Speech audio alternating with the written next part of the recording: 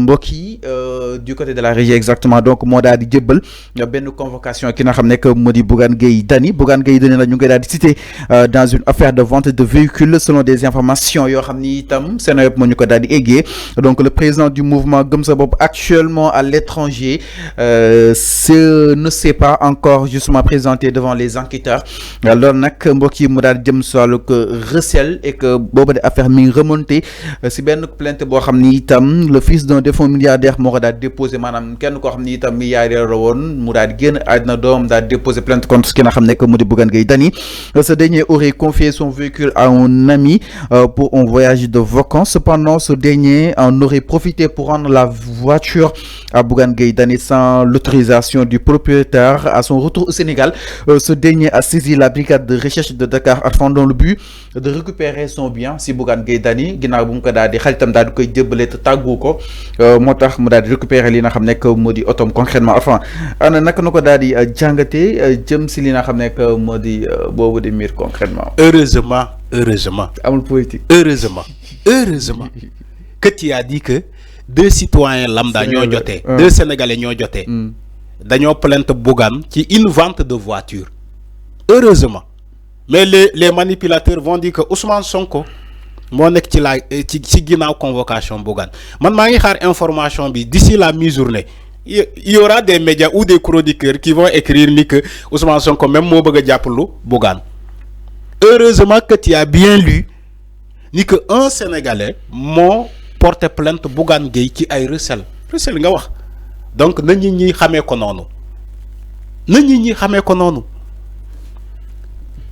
bu fekkee yow sénégalais nga nit def la loo xamante ne yow jaadul am nga droit dem porter plainte loolu mooy ci dëkk yoon la ñu nekk loolu moo signifié ni que fii loi moo fii dox que ça soit mu doon Bougane que ça soit mu doon Arfan que ça soit mu doon Massamba ou Mademba képp koo yaakaar ni dañ laa def loo xamante ne yow nanguwoo ko wala munoo ko jooyanti fen nga dem jooyanti ko ci justice bi mais waa ji loolu la def waxuma ni que loolu lu mu wax ni am na mais dañuy xaar toutefois du plainte am na convocation am na léegi dañuy xaar l'évolution de cette affaire là ndax Bougane lu ñu ko convoqué ak lu ñu koy waxal waa jooju ba xam moom moo ko def wala defu ko mais li may ñaan Sénégalais yi ak manipulateurs yi bu leen yaakaar ni que état moo convoqué Bougane génne leen foofu parce que fii manipulateurs yi bëri nañu dañuy dem di naan woy état moo tax wala Sonko xam nga Sonko moom moo ñuul ci soow mi lu am rek ñu ne woy Sonko moo nekk ginnaaw loolu. Même la convocation des journalistes actuellement, la presse, les chroniqueurs, on dit toujours Ousmane Sonko.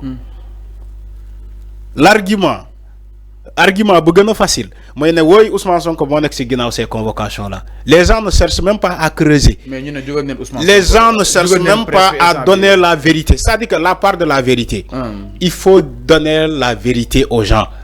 Nit bu ñu ko convoqué dans une affaire privée, il faut dire que c'est une affaire privée, comme le cas de Bougane, qui n'a rien à voir avec la politique. C'est une affaire privée. Nit moo ko convoqué ci ay vente de voiture, tu l'as précisé. Okay. Donc nit ñi nañu jëlee noonu information bi ñu bañ ci yokk wala wàññi. Information bu ko yokk bu ko wàññi. Donc loolu lay wax sénégalais yi wala ñeneen ñoo xamante ne yëgg nañu la convocation de Bougane. Alors parce que aussi tey bi may ñëw ci oto bi.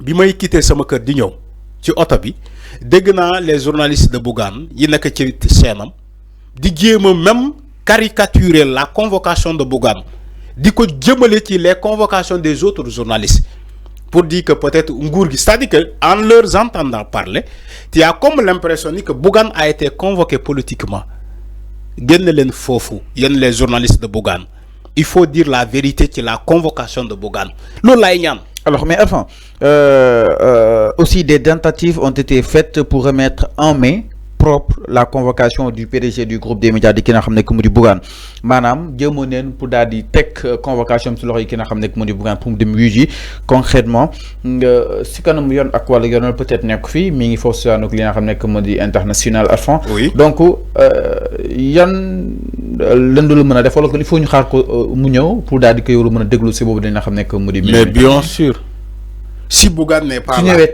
mais yon bi ko convoqué xamuloo ni Bougane n'est pas là. Il faut que mu yóbbu convocation pour ñu jox ko ay information ni que.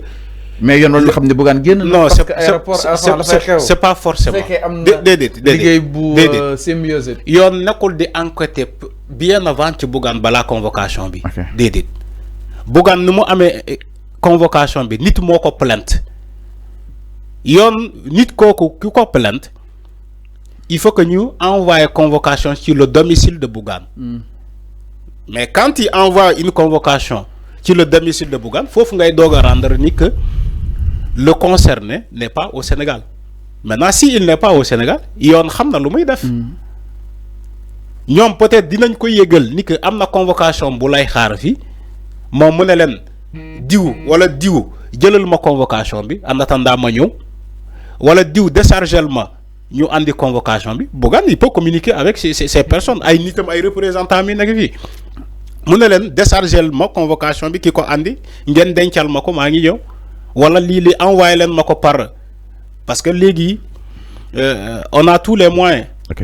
Envoyer len mako par mail wala ngeen envoyer mako par WhatsApp wala li ni ngeen photo ko envoyer mako mais ce qui est sûr moy Bougane il est au courant de sa convocation.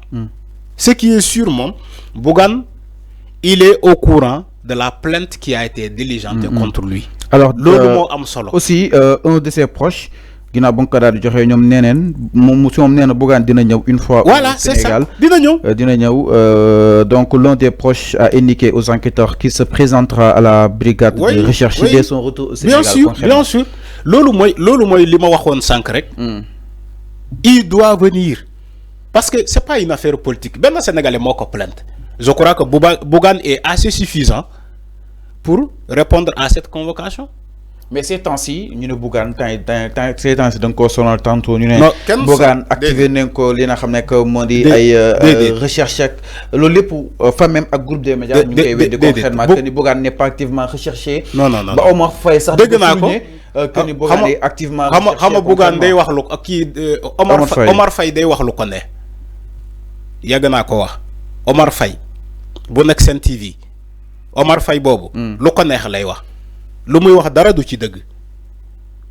Bougane est activement recherché par qui? C'est faux. Bougane jotagul convocation déjà nga ne Bougane il est activement recherché. Qu'est-ce qui recherche Bougane? Kan moko recherché? Xam nga Omar Faye tamit bo nekké ci émission da ngay wax deug. Gis naa ko kérok Amadou Ba nu mu né nañu bayyi nguur gi mu liggéey mu génn def sortie def vidéo di attaquer Amadou Ba. Mais Omar Faye lo il est qui? Surtout bi wax xalaatam. Mais buy wax xalaatam moom chaque jour mu ngi wax xalaatam boo xamante ne ñu bëri bëgguñu xalaat boobu. Mais est-ce que mës nañu ko attaquer wala ñu convoquer ko il faut qu'il arrête aussi. Xam nga nit ils sont à l'image aujourd'hui de ce média là gis nga nit booy informer da ngay informer juste et vrai. Nga ne Bougane est activement recherché kan moo recherché Bougane. Quand il dit il est activement recherché c'est comme si. Oui Bougane dafa def fi jëye wala infraction bu mag ba dëkk bi yëpp fépp fo ñu lancer ko un mandat d'arrêt. Alors que Bougane simple convocation plainte benn Sénégalais moo ko plainte ci vente de voiture mu plainte ko ñu andi convocation këram loolu dafa jarane Sénégalais Bougane est activement recherché. Alors c'est clair enfin leer na par rapport ak il faut pas aussi amplifier parfois on amplifie l'information. Omar Faye, ce qu'il fait là, c'est de l'amplification. Alors, c'est clair. Donc, par rapport à Miro qui n'a pas de Bougane Gueye Dany, donc, nous avons devant la division des investigations criminelles. Qui est côté, il faut se rendre division des investigations criminelles du côté de la régie. Modi qui n'a